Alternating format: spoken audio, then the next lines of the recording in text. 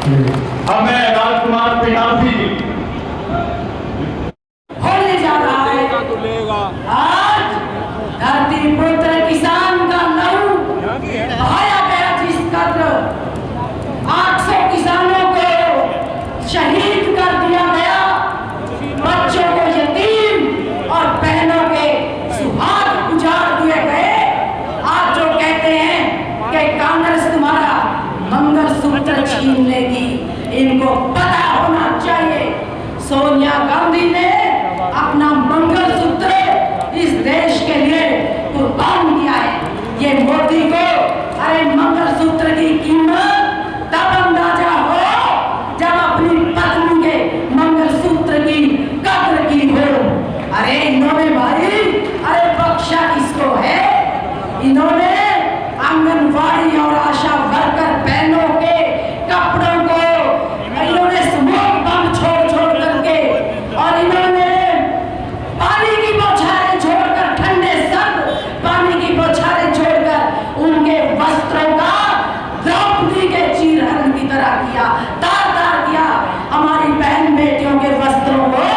यह कुरुक्षेत्र की वो धरती है एक नारी के अपमान का बदला लेने के लिए कुरुक्षेत्र के चप्पे चप्पे को लहू से लाल करके रख देती है। इन्हें इस बात का, इन जालिमों को एहसास नहीं था। अरे इन्होंने हमारी पहलवान बेटियों को भूषण शरण के द्वारा अश्लील हरकतें की, उन्होंने आवाज उठाई तो उनके बेटे को टिकट दे करके सम्मान देने का काम करते हैं ये लोग। अरे ऐसे लोगों को तो नेस्ते न भूत कर देना चाहिए, इन्हें बख्शना नहीं चाहिए। जो आपकी बहन बेटियों की इज्जत को तार तार करते हैं, कोई समाज नहीं चाहता कि उसकी बहन बेटी की इज्जत के साथ खिलवाड़ हो। हर समाज गैरतमंद है, हर समाज में इतनी गैरत तो है कि कम से कम वो अपनी वोट की चोट से तख्ता पलट तो कर सकते हैं। आज तीर तलवार से लड़ाई नहीं है, एक बटन दबाने की लड़ाई है जो शहीदों ने दी है। अरे इन जालिमों को तो भगत सिंह, सुखदेव, राजगुरु की आत्माएं भी चीख चीख कर इन पर थूक रही होंगी आज देख करके इनके काले कारनामे और इनके ये जघन्य कांड। इनको नहीं पता है, इनको इतिहास का भी ज्ञान नहीं है, इनको अध्यात्म का भी ज्ञान नहीं है कि आत्मा मरने के बाद भी जिंदा रहती है। आज भी जिंदा है, जिंदा है उन शहीदों की आत्माएं जिनके इन्होंने प्रजातंत्र हासिल करके दिया, वोट का अधिकार दिया। अरे आप तो समझो कितने अत्याचार चाहिए भाइयों और जागने के लिए। अरे कितने किसानों की कुर्बानियां चाहिए, ये बहन बेटी की इज्जत करना नहीं जानते हैं। ये बहुत ही ज्यादा खतरनाक और खूंखार पार्टी है जो पूरे देश को अपनी चपेट में लेकर बर्बाद कर देना चाहती है।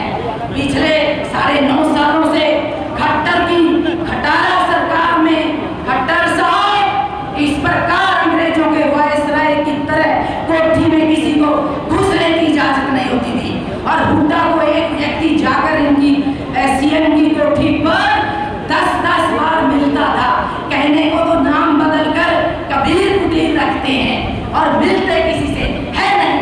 कबीर तो गलियों में भटकता था, जंगलों में भटकता था, तुम कहाँ भटके हो?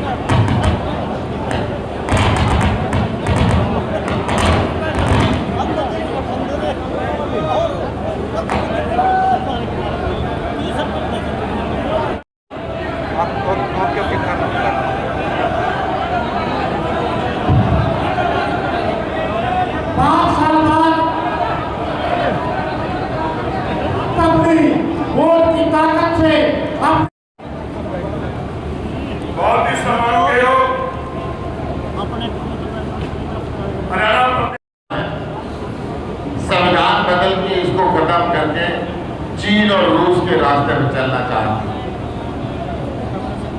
मोदी सरकार जिस प्रकार से देश में पहली बार मुख्य विपक्षी दल कांग्रेस पार्टी के बैंक खाते सील करके ये कहा कि आप बिना पैसे के चुनाव लड़ो, ये मोदी सरकार का डरा हुआ चेहरा सामने आता है कि इस लोकतंत्र के पर्व के अंदर दूसरी पार्टी को वंचित करना चाहती है। आज तक हिंदुस्तान के अंदर ऐसा नहीं हुआ था और ना ही हिंदुस्तान के अंदर किसी सीट पे बैठे हुए मुख्यमंत्री को गिरफ्तार किया। इन्होंने एक नहीं दो मुख्यमंत्री को गिरफ्तार किया। दिल्ली के लोकप्रिय मुख्यमंत्री 3 बार चुने हुए मुख्यमंत्री अरविंद केजरीवाल को गिरफ्तार किया। झारखंड के मुख्यमंत्री हेमंत सोरेन को गिरफ्तार किया। ये सीधी लोकतंत्र के आता है। ये विपक्ष के नेताओं को चुनाव में भाग लेने से रोकना चाहते हैं। ये विपक्ष की पार्टियों को चुनाव में पैसा खर्च करने से रोकना चाहते हैं। इस सरकार ने जितना किसानों के साथ अत्याचार किया इतना कभी अंग्रेजों ने भी नहीं किया। 750 किसानों की शहादत लेने के बाद मोदी साहब ने एक झूठा वायदा किया कि एमएसपी की गारंटी का कानून बनाएंगे और झूठे वायदे को याद कराने के लिए 3 साल बाद जब किसान दिल्ली चला तो पहले की तरह दिल्ली के और पंजाब के बॉर्डरों को हिंदुस्तान और पाकिस्तान जैसे बॉर्डरों में कन्वर्ट करके नौजवान सुंदर किसान के गोली मार के हत्या कर दी। इस देश के अंदर महिलाओं का अपमान जितना मोदी सरकार ने किया किसी ने नहीं किया। मैं बात मणिपुर की करूं, मैं बात जंतर मंतर में बैठी इस देश की पहलवान बेटियों की करूं, और जुर्म तो यहां तक है सुप्रीम कोर्ट ने कहा है लिखो आज तक उस ब्रजभूषण सर को गिरफ्तार नहीं किया, अपितु किसानों में गाड़ी चलाने वाले मंत्री टैनी को और ब्रजभूषण शरण के बेटे को सबसे पहले लोकसभा की टिकट दी कि आपने बहुत अच्छा काम किया, दोबारा चुन कराओ। इस देश के अंदर और हरियाणा प्रदेश के अंदर जितनी बेरोजगारी बीजेपी ने फैलाई आज तक किसी सरकार ने नहीं फैलाई। 47 बार पेपर लीक हुआ, हर घर के अंदर एक पढ़ा लिखा बच्चा नौजवान बेरोजगार बैठा हुआ है। वो या तो अपराध के रास्ते पर चल पड़ा या नशे की दुनिया में चल पड़ा या अपनी दादा लाई जमीन बेच के विदेश की तरफ जा रहा है। हर घर के अंदर ये हालात है। इस बेरोजगारी का जिम्मेदार सीधा एक फौज की नौकरी मिला करते, वो भी 4 साल के बना के वीरों के उस सपने के ऊपर भी इन्होंने न केवल निराशा फैलाई, अभी तो देश की बॉर्डर को भी कमजोर किया। मैं बात करता हूं इस मंडी के अंदर बैठे हुड्डा साहब के टाइम पे 2.5% कमीशन तय हुआ था ताकि मजदूरों को अच्छी मजदूरी मिल सके, मुनीम को उसकी डाली मिल सके और आरती का परिवार भी चल सके। परंतु इस बीजेपी की सरकार ने उसको फिक्स कर दिया। आज वो लगभग 2.25% है। ना मजदूरों की मजदूरी बढ़ पा रही है। नरेंद्र मोदी ने खुद उसके ऊपर 1,86,000 करोड़ रुपए कोयला चोरी का आरोप लगाया था। 195 करोड़ रुपए इलेक्ट्रोल बॉन्ड के माध्यम से चंदा देके वो देश के 1,86,000 करोड़ रुपए डका के, और नरेंद्र मोदी चुप है। क्या देश का पैसा, गरीबों का पैसा ये इस तरीके से लुटाने के लिए होता है? नरेंद्र मोदी जी, मैं आपको आमंत्रित करता हूँ, आप कुरुक्षेत्र में आए, कुरुक्षेत्र से बोल के गए थे, कुरुक्षेत्र की जनता को जवाब दे कि देश के पैसे को किस तरीके से आप लुटा रहे हैं। आज हम सब हमारे प्रिय नेता चौधरी भूपेंद्र सिंह हुड्डा को सुनने के लिए आए।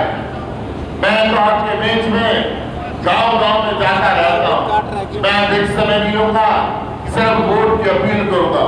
मेरी हाथ जोड़ के प्रार्थना है, आने वाली 25 मई को झाड़ू का बटन दबा के मुझे आशीर्वाद दें। आपका बहुत बहुत आभार। जय हिंद।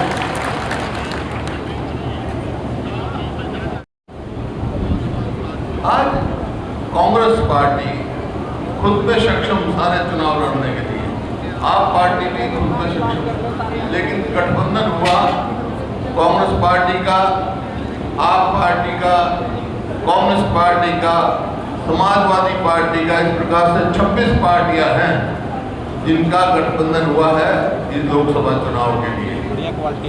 ये लक्ष्य क्या है? क्या जरूरत पड़ी थी गठबंधन की? क्यों गठबंधन किया? सभी का लक्ष्य एक ही है कि भाई जब संविधान पे सवालिया निशान पड़ गया है तो अपने संविधान को बचाना है। संविधान बचाने के लिए आज ये गठबंधन हुआ, इकट्ठे हुए।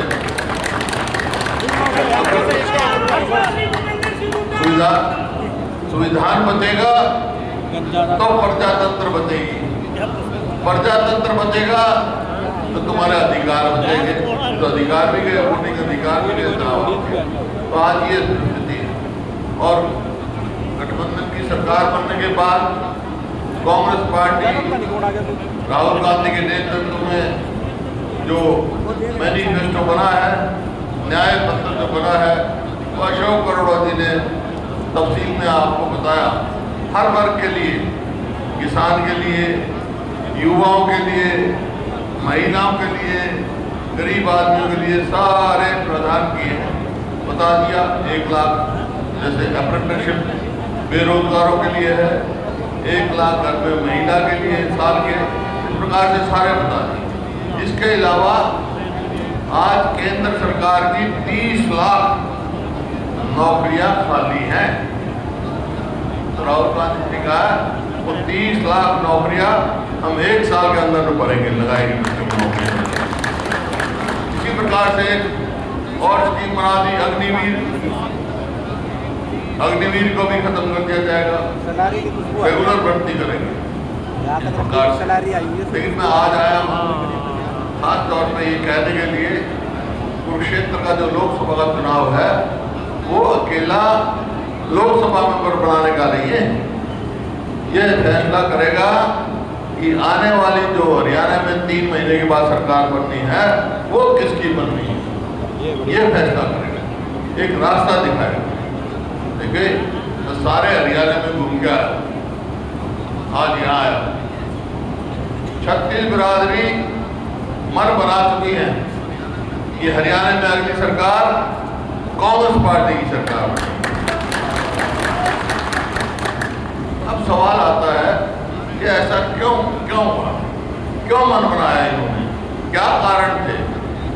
कारण उसका मोटा सा ये है कि 2014 में जब हमने सरकार छोड़ी तो उस समय हरियाणा प्रति व्यक्ति आय में, प्रति व्यक्ति निवेश में, नौकरी देने में, कानून व्यवस्था में और खेल और खिलाड़ियों में पूरे देश में नंबर 1 प्रदेश था। ये मेरे आंकड़े नहीं, केंद्र के आंकड़े हैं। और 10 साल के बाद आज जो बीजेपी की सरकार रही, आज क्या है हरियाणा, किस चीज में नंबर 1 है? आज नंबर 1 है बेरोजगारी में। जैसे अभी गुप्ता जी ने बताया, लोग अपने जमीन बेच के बाहर जा रहे हैं नौजवान हमारे। आज नंबर 1 है अपराध में। रोज सुनते हैं आप, विरोधियों की चिट्ठी आती है, व्यापारी के ऊपर तो 2 मार, विरोधी की चिट्ठी और जीएसटी। ये इस प्रकार से व्यापार ठप हो गया और कानून व्यवस्था तो दोबारा पिटी गया। और खेल खिलाड़ियों को आपने देख लिया, खेल खिलाड़ियों को तो भाई हमारी पहलवान बेटियां जिन्होंने हमारे प्रदेश का नाम दुनिया में किया, वो जंतर मंतर में क्या हुआ भाई, उनके किस प्रकार से घसीटा गया, आज तक नहीं न्याय मिला उनको, आज तक न्याय नहीं मिला। ये परिस्थिति आ रही है। और कर्जा देखिए, अपने कार्यकाल में 4 पावर प्लांट लगाए थे। कह रहा था ना हमारे जयपाल, बिजली एक समस्या थी, और एक न्यूक्लियर प्लांट लगाया। इनने 10 साल में 1 यूनिट बिजली नहीं पैदा की, 1 यूनिट। मांग बढ़ रही है बिजली की। इसी प्रकार से ना मेट्रो का एक और बढ़ाया ना और कोई किया, बल्कि जो स्कीम थी मंजूर थी वही खत्म कर दी। दादूपुर दलवी नहर जो इस इलाके की एक कैसल तक जो पानी का स्तर जो बहुत नीचे चला गया, किसान के लिए मुश्किल हो जाएगा। 10 साल के बाद हमने दादूपुर नहर सर्विस को दी थी। हिंदुस्तान में ये पहली सरकार है हरियाणा की जिसने उसको भी यहाँ किया, खुदी खुदाई नहर को वापस कर दिया कि किसान को पैसा न देना पड़े। इसी प्रकार से ये पहली सरकार है जिसने नेशनल हाईवे सेक्शन जो मेरठ से यूपी राजस्थान में जाता है, यूपी से होकर वाया हरियाणा, उसके लिए लिख दिया था हमारे नेशनल हाईवे की जरूरत नहीं। वो तो केंद्र सरकार ने कहा भाई 1,000 करोड़ दो, हम छोड़ देंगे, इनके पास थे नहीं तो रोड बनी। इस प्रकार से गुड़गांव जिले में लॉजिस्टिक हब बनना 3,000 एकड़ में केंद्र सरकार ने 3,000 करोड़ देने थे, वो भी खत्म कर दी। ये पहली सरकार है। ऐसी परिस्थिति पैदा कर दी 10 साल में, ना नौकरी एक खोल दिया, कौशल रोजगार निगम अग्निवीर की तरह वहाँ कोई ठेके पे ले लें, पक्की नौकरी नहीं है, ना पक्की नौकरी, ना पेंशन, ना मेरिट और ना ही भाई रिजर्वेशन। ऐसी नौकरी ठेका कर, हमने ठेका सिस्टम बंद किया, इनने ठेका चालू कर दिया।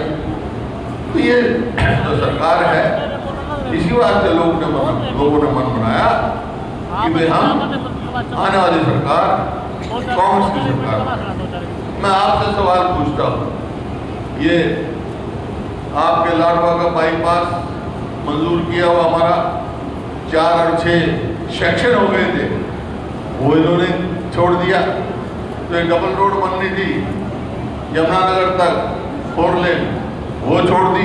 कहीं भी लाडवा में पूछता भाई एक काम बता दो, सफाई हुए पूरे लाडवा के आदमी, एक काम इस सरकार ने किया। और इसी बात से जब भी विधानसभा का स्तर होता है, आपके यहाँ के विधायक चौधरी मेवा सिंह बहुत जोर शोर से आवाज उठाते हैं, लेकिन इस सरकार ने कुछ नहीं किया। तो इस वास्ते मेरा आपसे सवाल है कि भाई आने वाली हरियाणा में सरकार कौन सी पार्टी की चाहते हो आप लोग? कांग्रेस की चाहते हो ना?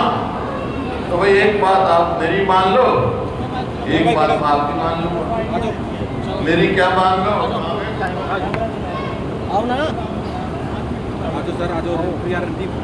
मेरी तो ये मान लो भाई, इनको लाखों वोटों से जिता दो, ठीक है? आपकी ये मान लो, जब मैंने सवाल पूछा था, आप इनको जिता के भेज दो, हरियाणा में कांग्रेस की सरकार में बना दूंगा।